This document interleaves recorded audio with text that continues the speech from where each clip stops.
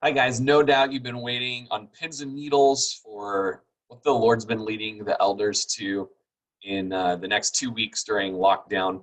Want you to know that we've been prayerful, fasting, meeting, texting, audio recording, studying, listening to podcasts, reading the Constitution, seeking the Lord's heart for this week, next week, the months to come. Know that wisdom from above is first pure, peaceable, and willing to yield at times. So we're just really asking for the Lord, how do we do this? We want to be so thankful for being Americans and being given constitutional religious freedom, something that's been bought and paid for by the blood of our relatives and our ancestors. Yet so careful, as the New Testament talks about how our rights could become idols instead of opportunities to love one another and lay our lives down for one another. We have responsibilities to tend our flock, and that could be done if you have 3 people in home groups, or if you've got 300 people. We got to be led by the New Testament on how the Lord would have us to shepherd and to tend and to feed and to chase after this group and to live body life the way the New Testament calls us to. And so all of that, we're just prayerful, could change any day, but all we know is what the Lord seems to be leading us for the next 2 weeks, how to do church with the latest restrictions. So I'm going to go ahead and share a screen with you that will help break it down a little bit on how we hope to do that.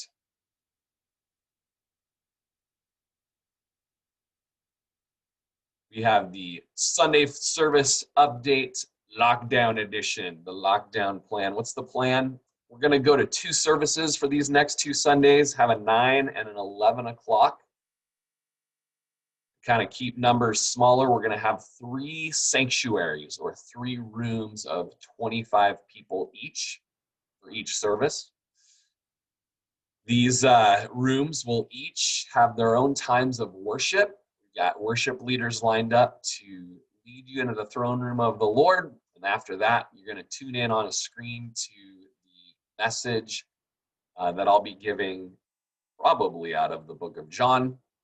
These 3 rooms are the sanctuary, the chapel, and the basement. We just ask that as you come, whichever group you would choose, that you would, for the sanctuary, enter in the front sanctuary doors. For the chapel, you would enter in the chapel main entrance over there on Holly Street. And the basement, you can also enter the front sanctuary main entrance and head down the stairs down there to basement. And then after service, you can have groups of 50 outdoors. And so probably the big fellowship time can take place out there on the lawn and out on the sidewalk for the next 2 weeks. Get signed up online. We're going to share some forms on the Calvary page here that are online signups. You can pick your room that you'd like to worship in, and you're going to include your family in that. These will be family services. So if you're a family of 6, you're going to want to put, we're a family of 6, and we're signing up for the basement. You can be with Adam for worship. He's stoked to be down there helping y'all in the basement area. But I want to encourage you to, maybe choose a different room next week and this week, and give other people a chance to maybe be in the basement, give them a chance to be in the chapel, and kind of just consider where the Lord might have you. I'm excited for what the Lord might want to do during this time. Was getting the chapel set up today a little bit, getting a screen set up for in there, and I'm excited that there will be a service in there. That'll be kind of cool. It'll be neat to maybe be in a smaller group of people for a couple of weeks where you might get to rub shoulders with them. Not really rubbing shoulders, this is COVID season, but get talking to them and get to know some people. Normally, you may always have passed them by in the bigger crowd. So let's count it all joy during this time of trial. Let's represent Jesus well. Let's be the aroma of Christ. Get signed up online. This is only 2 weeks. See what the Lord's going to do in the weeks following, but we trust him, and we will see you this Sunday, brothers and sisters.